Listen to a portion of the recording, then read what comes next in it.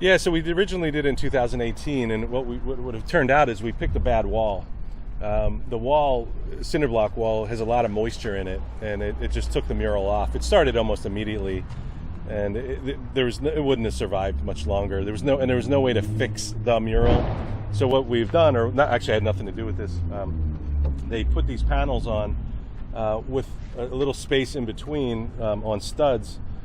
These seams will get filled in, and they're going to paint it. So this mural will stay for a long time. So with a mural like that, the first thing you got to do is go measure the wall. And in this case, the wall was 18 feet wide by 13 feet high.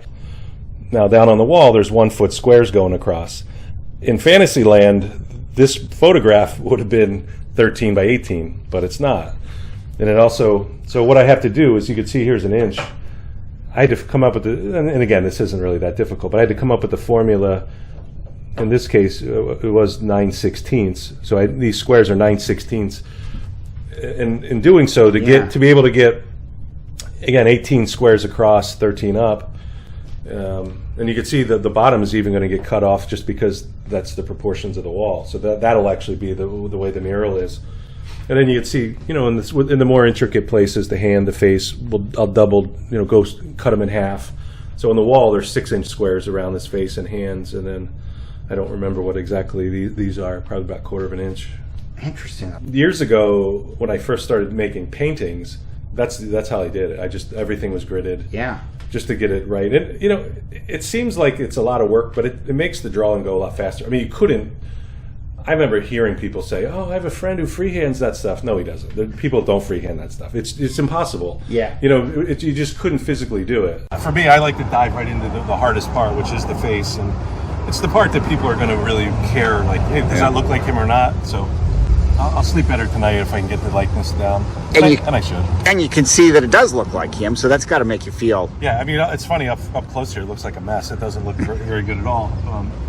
It looks a lot different lower when we get off the scaffolding. And we're up about 12 feet, I guess. First, what's it like when you start? I mean, you've got a big job in front of you, and you got to start somewhere. It's the hardest part. Well, for me, again, I would consider this a portrait, and I do a lot of portrait work, so I always start with the face. The face is the part that I'll probably have to go back into a couple times, tweak it here and there,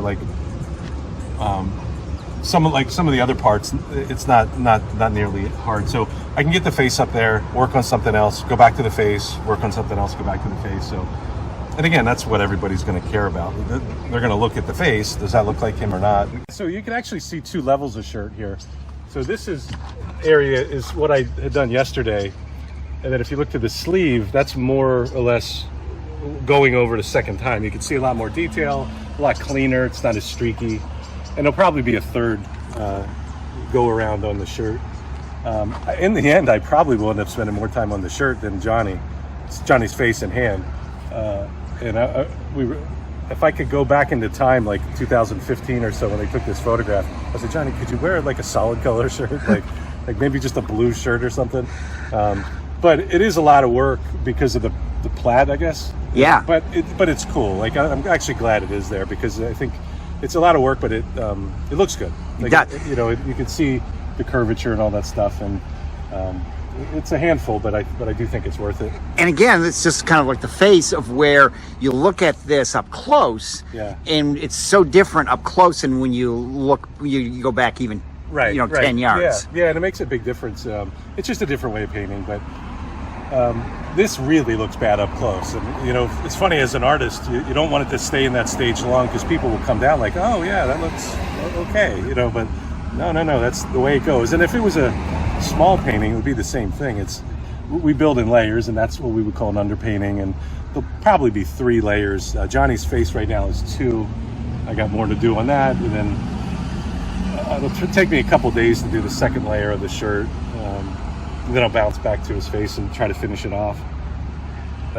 It's getting there. And murals are such that they're really designed to look good from a distance.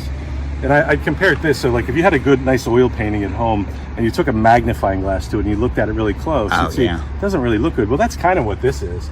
This is looking at a little painting through a magnifying glass. You're typically not going to see things that big. You know what I mean? But again, from a distance, it'll be fine. but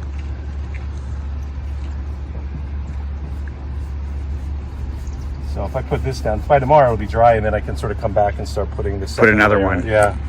One of the things I noticed from down at the bottom here, this is sort of the way an artist would look at things.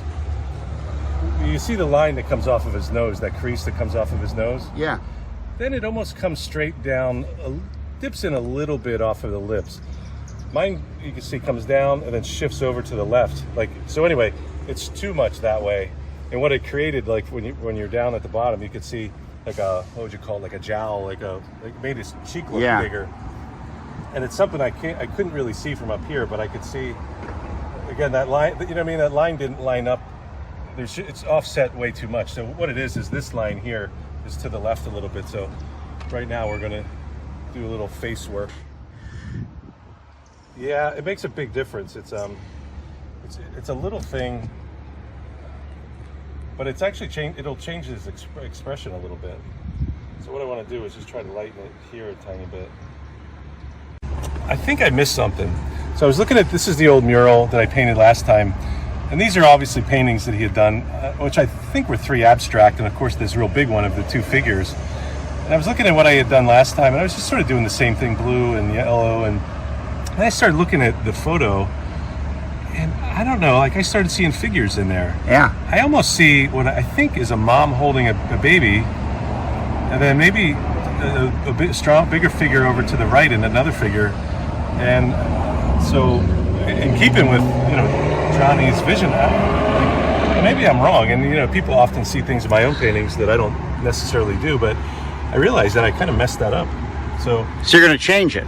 Yeah, I'm going to change it. So what I'm going to try to do is add some of these dark figures to it, and kind of embarrassed. I don't know how I possibly missed that the first time. So yeah, I'm going to try to come in and do some of these, what looks to me very similar to the big painting he's working on, these sort of figures. And again, it looks like to me, maybe, maybe I'm wrong, but maybe it looks like to me like a little baby mom's holding. Yeah. And that would be in line with a lot of Johnny's paintings. Yeah, and it'd be interesting if I had a photo of the original painting, I could tell. But anyway, it was sort of interesting to me that I totally missed that the first time.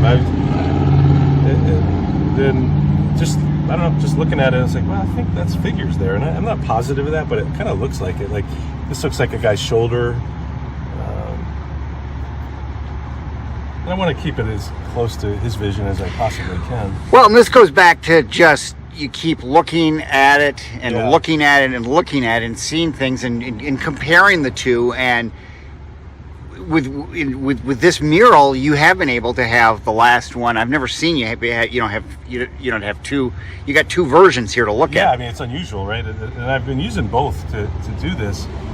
More of the original photograph, but a little bit of mine as well, just to see how I handled, a certain situation, a couple years ago. It has been great watching you tape things today, because those of us who paint at home walls and things, when you tape things, everybody has to do it. I don't like people to know that, but I do have to do it. Yeah, it's really the only way to get a nice clean edge. So I guess now, I mean, you've talked all along from the start about how you'll think about it, walk by it. Mm-hmm. But even now, I guess you're more focused on just a lot of the little small things. Yeah, and that's where we're at. It's funny, like if this is true about paintings, like regular paintings like I would typically do, you start with big brushes and big shapes, and then as you go, you get littler shapes and littler brushes, and that's kind of where we're at now. Little brushes, little touching up, little areas. And we're getting close. What I'd like to do is finish it and then come back one more day and just fix all the little things that just maybe other people wouldn't even notice, but they're annoying me. So I just noticed all the paint you have on your hands. When you finish at the end of a day, how long does it take to clean all that out? Well, it depends. And we're using 2 different types of paint. Most of this is just the black and the white latex. That'll actually come off fairly easy. Okay. The oil, the alkyds that I use, I always have paint on my hands. Like, I always have paint on my clothes. I don't own a pair of a shirt that doesn't have paint on it.